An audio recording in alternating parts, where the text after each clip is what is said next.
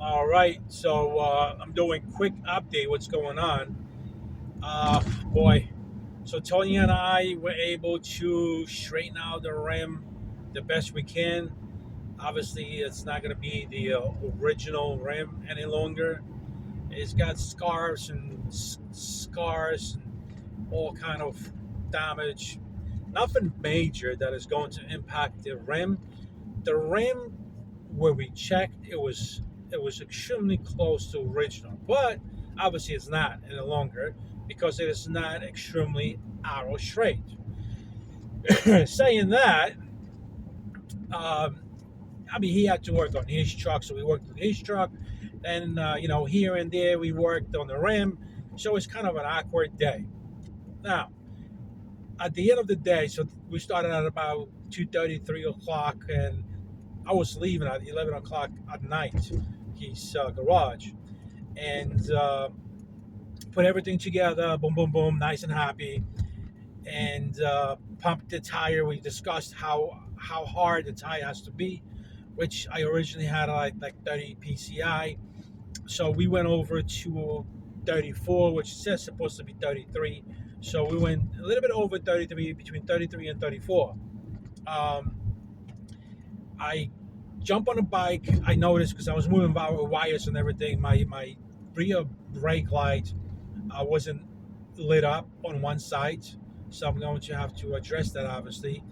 And I mean, I was moving wires in and out to the side, just to get the face wires, hole sensors, everything installed back the way it was, and that it's not going to cause an issue or a problem.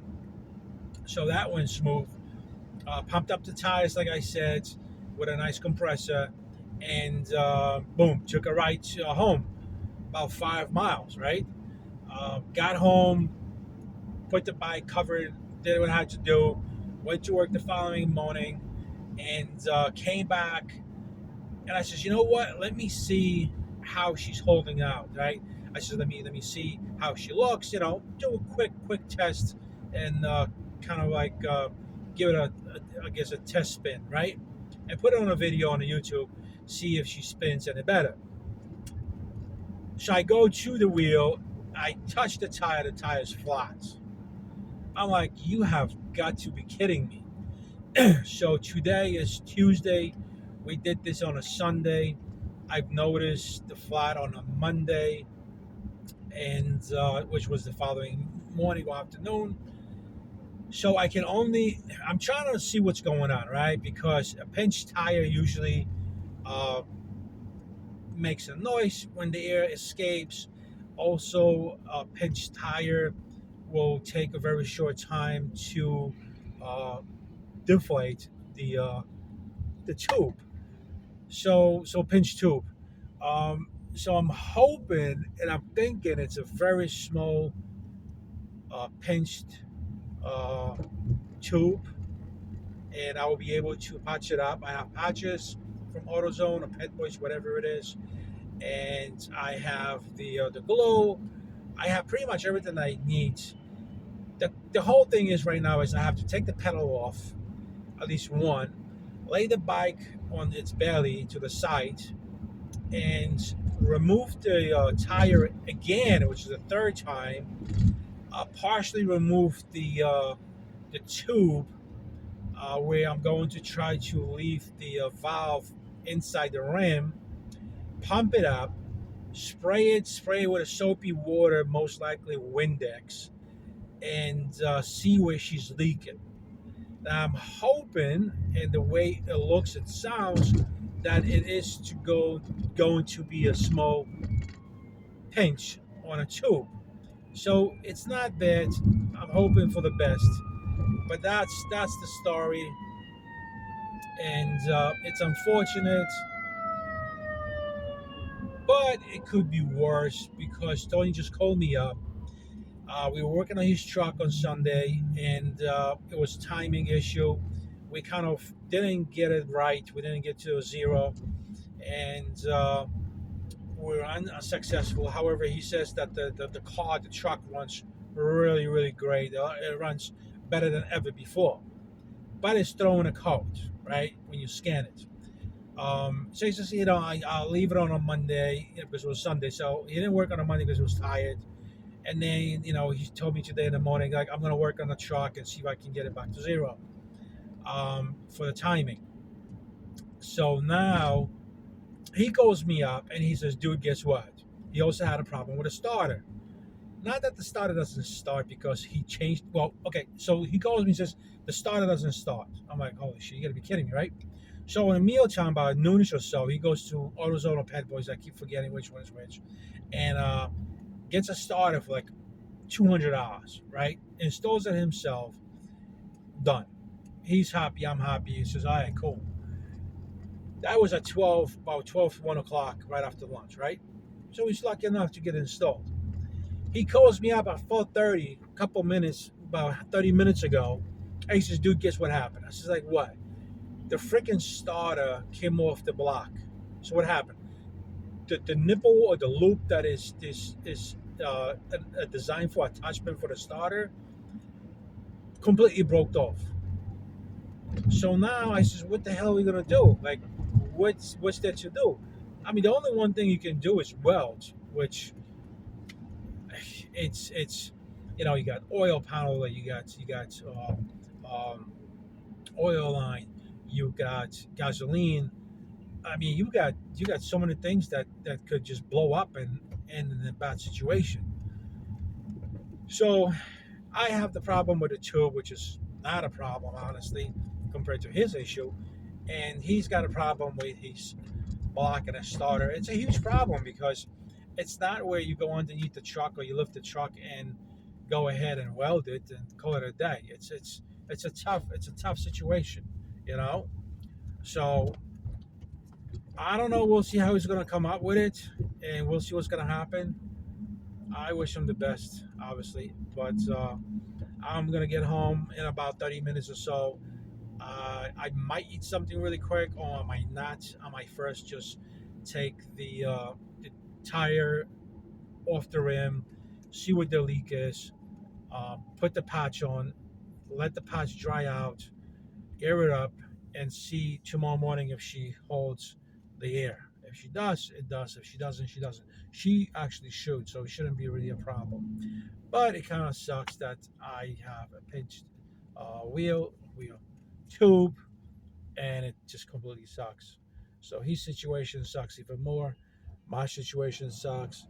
I'm getting tired of fixing things, but I really don't have a choice. I had to do the brakes in the back.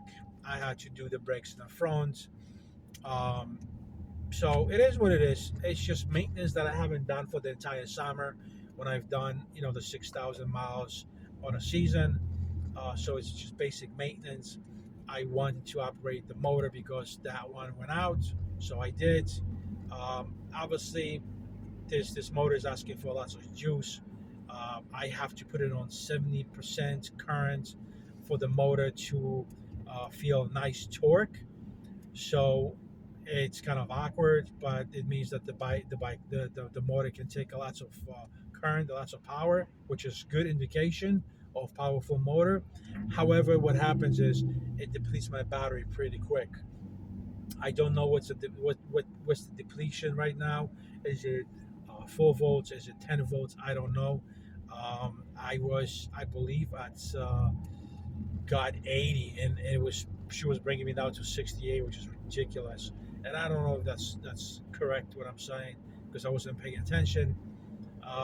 The goal is to fix the tire to tube today, to go out with Tony on a ride tomorrow to work.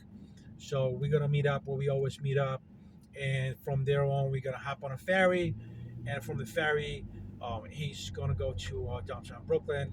I am going to go to Queens, and then hopefully throughout the whole day, they still holds up. The charger's charging properly, and then I'm gonna head out at 4 o'clock.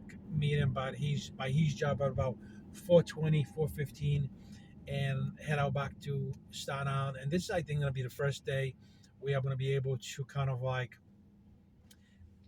ride with him to his house.